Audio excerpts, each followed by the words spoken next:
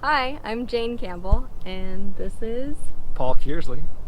And we're here at Queen Mountain Homestead. We've lived here for about 4 years with my sister and her family and some kids. We all moved here to start a bit of a project. We are just outside Bellingham, Washington, on 8 acres, and we are trying to do our best to steward this land back into a really healthy, rich ecosystem. We spent a bit of time looking for the right piece. There was a couple big factors that we wanted, maybe in particular the southwestern aspect, perennial water on site, and sort of a diversity of existing ecosystems. We didn't want to land in just a forest or just a field.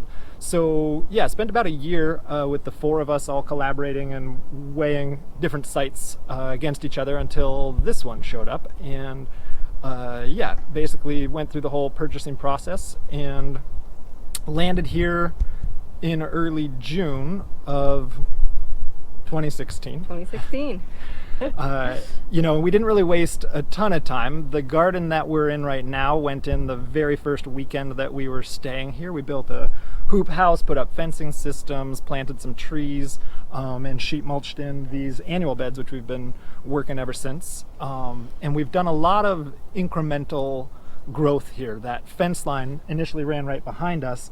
It has grown out 3 or 4 times since then. We've done a lot of portable infrastructure, sort of versatile systems that we could sort of, tinker with as we came to know the site. Our good friend Doug Bullock, I remember talking with him when we first landed here and telling him, it hadn't really sunk in yet and it still felt really new and weird. And Doug kind of nodded and he said, it takes about 5 years.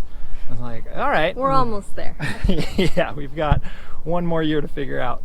We kind of planned to have a fluid sort of design to the space. Some big things came together early, but we've had this really fluid design, and as we're getting into our 4th and 5th year now, things are really starting to click together. And happy to show you guys some of what we've come up with.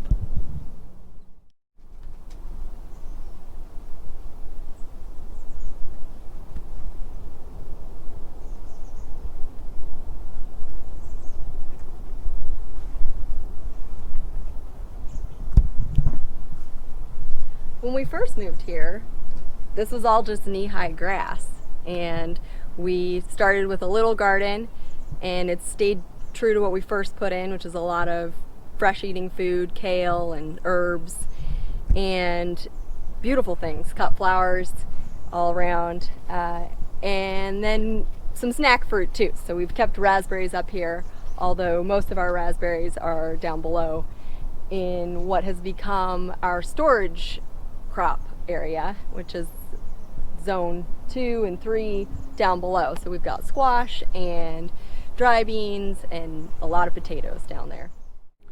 In our zone 1 garden, we also have a lot of ornamental plants, beautiful flowers, fun, interesting, different shapes of brassicas and kales, like this little weird Italian spindly one. And some of it's for the diversity and sort of the stability associated with that, and then also some of it's just for looks. And a mentor of ours, Yuriko Bullock, said the soul also needs to feed. And so in this zone 1 garden, we spend a lot of time just kind of hanging out, and it's really important to us that we have fun, interesting things to kind of entertain us and nourish our connection with the space. So where I'm standing is a bit of a transition between our kitchen garden, zone 1, up above, and down below we have our bulk crops. But in between we had this steep slope.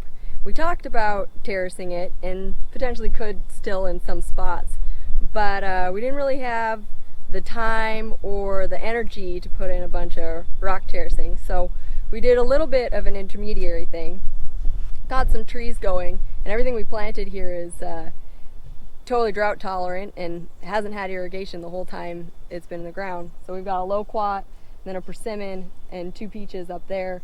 And then on this side we've got figs and more peaches and a mulberry at the end, as well as gumi, which we really love eating, and a few other things that are filling in, phlomis and red hot poker. And we used logs as a temporary solution for retaining the base of the slope, and also to create this ramp which connects us from the lower garden up. It makes it easy to wheelbarrow materials. It also makes it easy for toddlers to ride their trikes down from the upper garden to the lower garden. And our plan is to be able to, as the logs get punky, swap them out for rock and just do it more incrementally. And then also just to allow the slope to be kind of steep and planted with some rugged plants that are able to hang on to the soil. And over here on this side of the path, where it's not quite as steep, we've been able to do a lot more sheet mulching. We started with a tiny triangle down here and then expanded and expanded and expanded, knocking out a lot of that grass, which is a growth inhibitor for a lot of the woody perennials, and replacing it with wood chips, some of which we chip ourselves, some of which are chips that we get from a local pallet company. So it's all mixed. But we've also been able to get a ton of mushrooms growing throughout the wood chipped area on this slope, which has been so exciting. Every time it rains, we come out and just pick tons and tons of burgundy stropharia. And then there's just kind of a hodgepodge over here. Every time we have an extra squash plant that doesn't fit in the rows, we pop it in the slope and it acts as a ground cover and then makes random pumpkins. Every time my sister needs to divide her lamb's ear, we grab some and throw it in the ground, and if it lives, great, and if it doesn't, then that's fine too.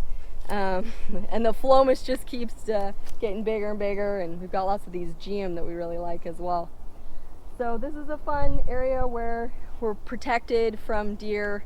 The trees don't have to each have their own cage, which they do further out where we don't have the all-inclusive fencing. And we get to keep planting as the fence line expands within this area. But we just had a really great experience eating a bunch of peaches for the first time off of this tree here.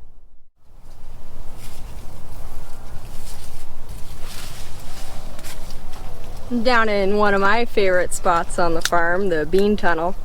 It's dry beans. They're runners, so they get tall, and we use a mix of rebar and just giant bamboo, because obviously the rebar is expensive and the bamboo is very cheap, but the rebar helps with the sail factor. These beans just create a massive wall that the wind can pick up and blow over. So learned the hard way on a couple poles, and reinforced now with lots of rebar, and then the bamboo's fun because it gets extra tall. This is what they look like. It's a variety from Yuriko Bullock on Orcas Island, originally from Japan, and it's called Kogomame. It is a scarlet runner relative. And then next to us, I am growing a bush bean as well called the Marfax, which is a much smaller but also very handsome bean. And we're down here in the Zone 3 garden. We got a bunch of bell peppers, or forgive me, they're not bell peppers. They're bull's horn peppers, and they're very sweet, and they're growing in the hoop house down here. And we got squash next door. We can take a peek. So here are those squash that Jane was talking about, and we're growing a couple of different varieties here, all winter squash that we like to store, small enough to work with, and yeah, just some tasty varieties like the varieties of kabocha and some pie pumpkin and such. The interesting thing about the squash patch, though, is how it kind of fits into that incremental growth of the site that we've been talking about. This squash patch last year was sheet mulched and held all of our nursery stock. The nursery stock overwinters in giant piles of manure, which get, piled up against the pots to insulate them through the cold. And then come springtime, we have all of this excess manure in the nursery. And so if you come this way, I can show you.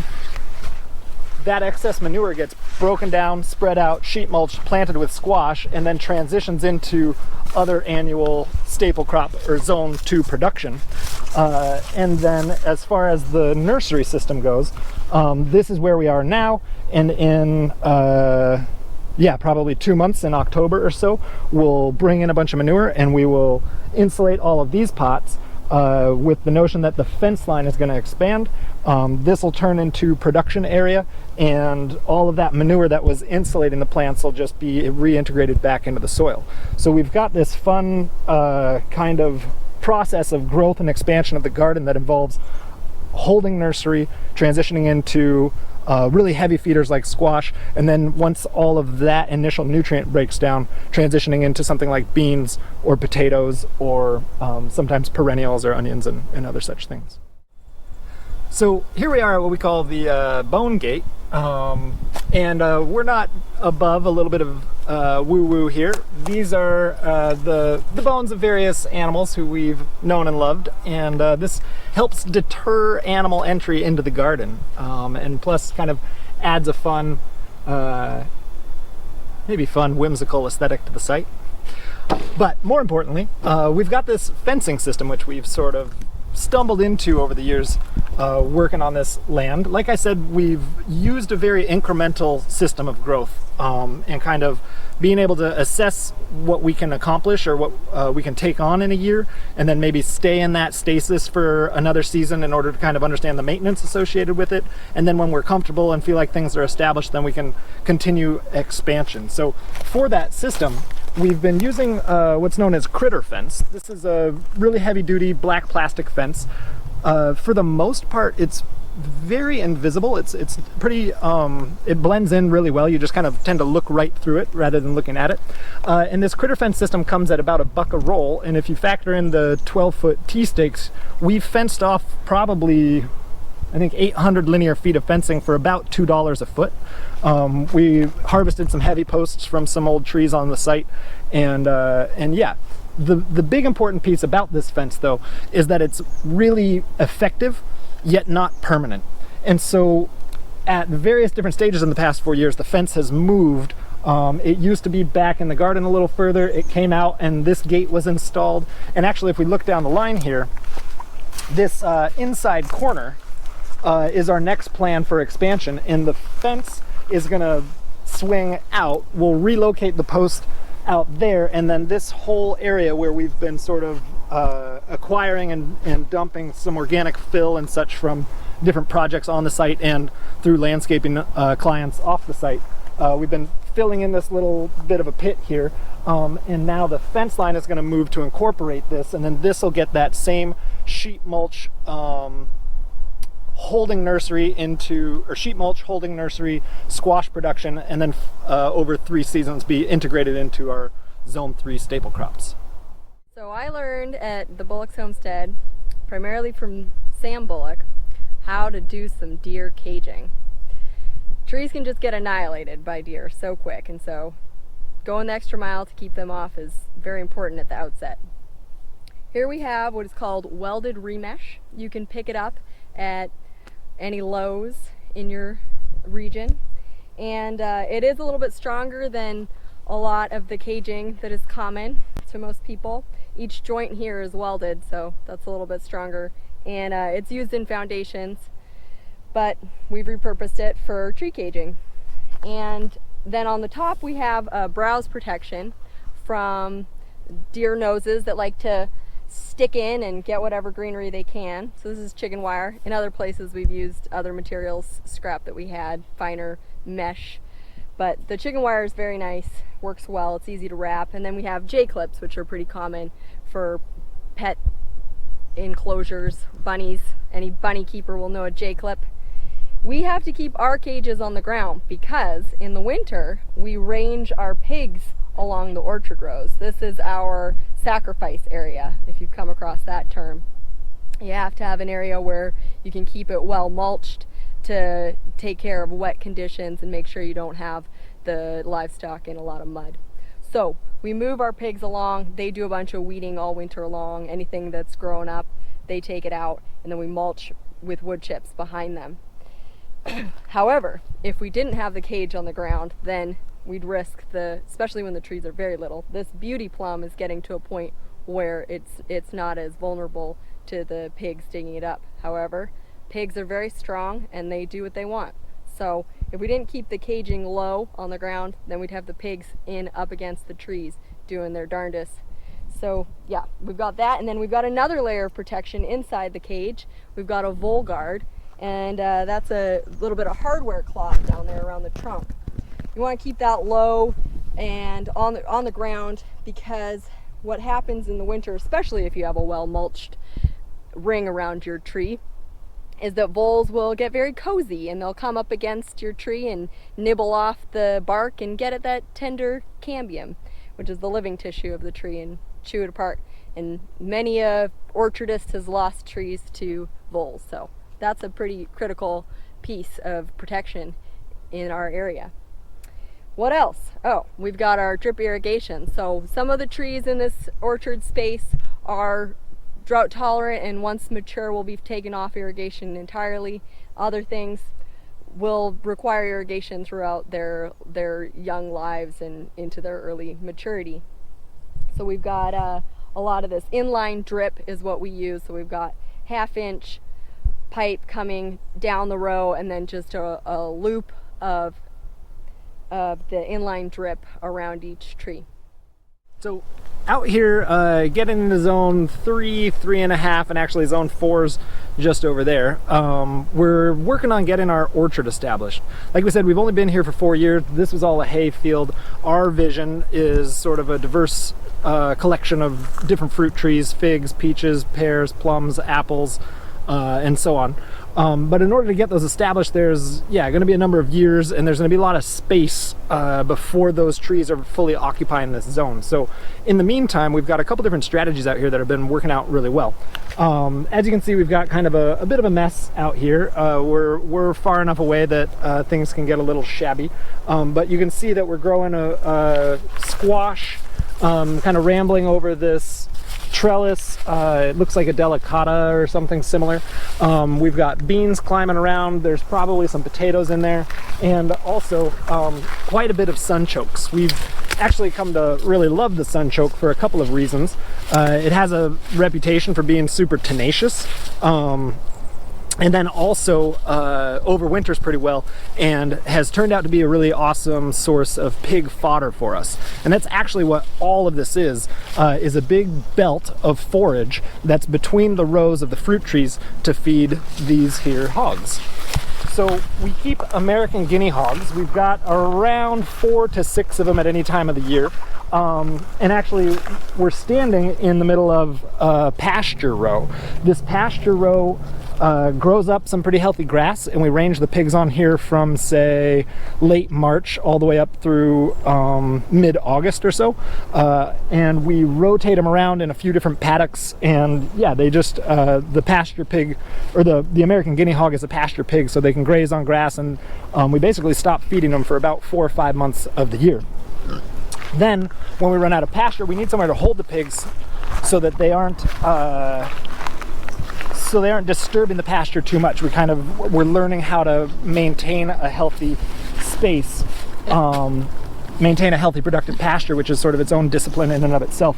So when we don't want the pigs on pasture, we park them in these forage belts where they are right now, and they'll range here basically from late August into March. And these forage belts get churned up. The pigs do a lot of rooting. Hi. Oh, what? The pigs will do a lot of rooting. They'll dig up the sunchoke roots. They'll eat the whole sunchoke plants. They'll find squash, beans, potatoes, and all those different things. So they get to be entertained. They get to be pigs. And then on top of that, as they're making this disturbance, as Jane said, they're protecting the fruit tree from the encroaching grass and pasture. So we've got kind of this nice little system where the sacrifice area for maintaining the livestock and preserving the pasture is simultaneously the development area for both pig forage as well as the establishment of what are zone 4 nut trees and all of the fruit trees that we were just looking at.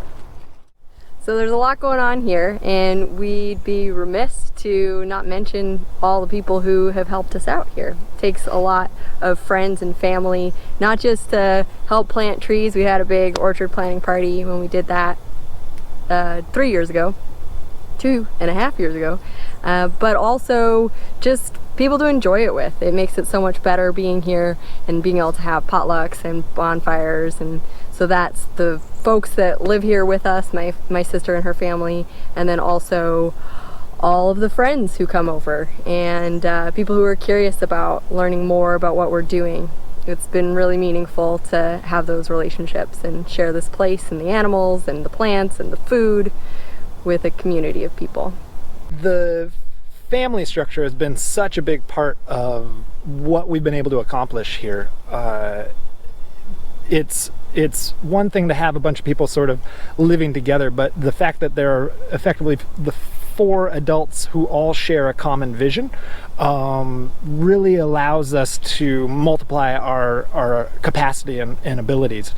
We all get together on large maintenance projects, large installations and such. We're all collaborating on terms of the overall site design and how energy and resources are flowing through. And we're also all sort of drawn to our own sort of specialties. Ryan is particularly interested in mowing and maintaining the pasture and has been doing a great job of it over the past few years. Liz is very skilled in the garden and also likes doing a lot of the work with the animals. Jane is a master gardener, obviously, and then I end up doing a lot of shop work and construction and such, and sort of filling in little holes here or there. And we have our games specialists. If we didn't have the kids, we'd probably get too serious and burnt out. So it's very important to have some children on site who force us to have little pickup soccer games. And there's been a lot of Foursquare recently on the driveway. And a grandma and grandpa nearby who are able to mind our toddler and hang out with the kids and so on. And it's, I think, something that really often gets looked over, and Jane said it well earlier, we can have all of the technical aspects and all of the design features all really well laid out on paper, and we can have the different technologies and we have the different biology and genetics and everything like that, but a really important part is those invisible structures and the social relationships, and it's very challenging and hard work, and at the same time it is the most rewarding when we really start to collaborate and see what we are co-creating. And yeah, we've just walked through all of that, and thanks for spending the time and checking it out. Hope that you learned something, and if you're in the Bellingham area, give us a ring, Queen Mountain Homestead, and good luck with all your projects. Have fun.